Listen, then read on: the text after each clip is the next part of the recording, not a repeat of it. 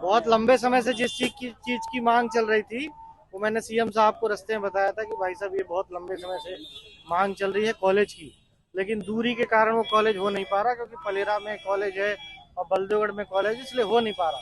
लेकिन सीएम साहब ने गाड़ी में ही बोल दिया था कि राहुल को कॉलेज करा के रहेंगे अपन, और जैसी आचार संहिता हटेगी उस तत्काल कॉलेज का सैंक्शन करवा के और देंगे तुम लोग।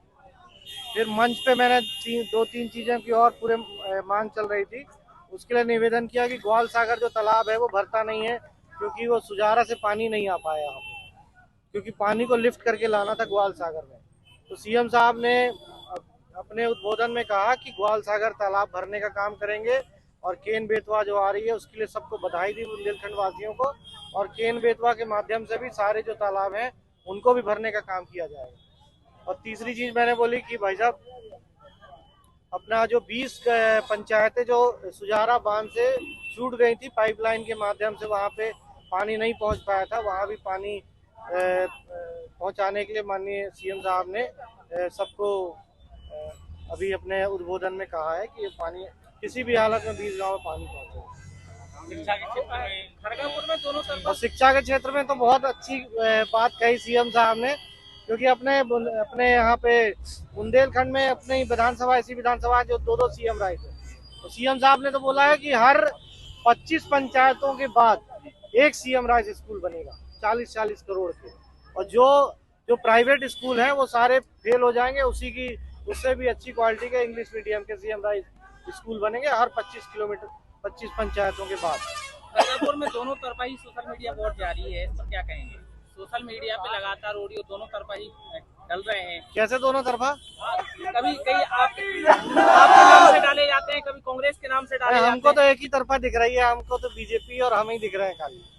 नहीं, और जनता पूरी लहर है। अभी आज इतनी बड़ी सभा, क्योंकि पहली सभा थी और अभी खेती का बहुत समय चल रहा है, तो उसके बावजूद इतना उत्साह और इतनी उमंग लोगों में है। अपनी लाडली बहनें इतनी सारी आई थी और उनके मन में इतना जोश और उत्साह था, 3-4 बहनें तो लिपट के रोने लगी, खुशी से रोने लगी। आप लोग देखना, वीडियो देखना। आप मेरा सवाल सुन नहीं पाए। मैं जो ऑडियो वायरल लगातार हो रहे हैं उन पर क्या कहेंगे?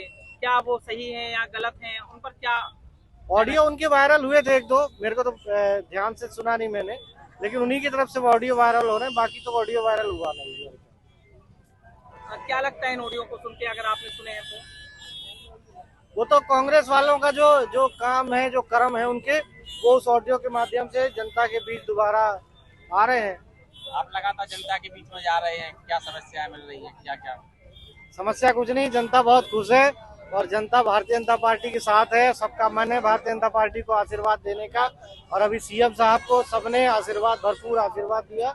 और जितना अपना लक्ष्य भारतीय जनता पार्टी का 150 सीटों का, मेरे को लगता है जैसे उत्तर प्रदेश का जब चुनाव हो रहा था उस समय बहुत हल्ला था कि बहुत टक्कर है और सपा बहुत टक्कर में है, कांग्रेस बहुत टक्कर में है।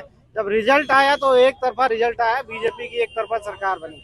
वैसे ही यहाँ मध्य प्रदेश में भी ऐसी हल्ला है कि टक्कर है और ये है वो है, लेकिन ऐसा कुछ नहीं है, कोई टक्कर नहीं है। बीजेपी जो 150 सीटों का लक्ष्य है उससे ज्यादा सीटें यहाँ से आएंगी और एक तरफा सरकार बनेगी भारतीय जनता पार्टी। कांग्रेस आपका पीछा नहीं छोड़ रही? बीते दिन पहले नामांकन में भी आपत्ति आई थी। वो कांग्रेस का कोई काम नहीं है, कांग्रेस को खाली हवाई नेतागिरी है कांग्रेस की, उसमें कोई तथ्य नहीं था, कोई आधार नहीं था उनके पास। उन्होंने कहा कि गलत है, लेकिन जब हमने सारे पेपर दिखाए तो वो दूध का दूध पानी का पानी होगा, और कुछ उसमें दम नहीं था उनके। भाजपा की कीर्ति आप ग्रामीणों में जा रहे, कैसा उत्साह में देखने को मिल गया?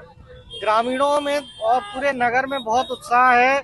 सारी योजनाओं से, किसान सम्मान निधि, लाडली बहना योजना, प्रधानमंत्री आवास, सारी योजनाओं से सभी लोग लाभान्वित हुए हैं और सब लोग बहुत प्रसन्न है। और सबका यही मानना है कि भारतीय जनता पार्टी की सरकार में पूरे प्रदेश के लोग आगे बढ़े हैं, प्रदेश का चहुमुखी विकास हुआ है, इसीलिए भारतीय जनता पार्टी की सरकार दोबारा आनी चाहिए।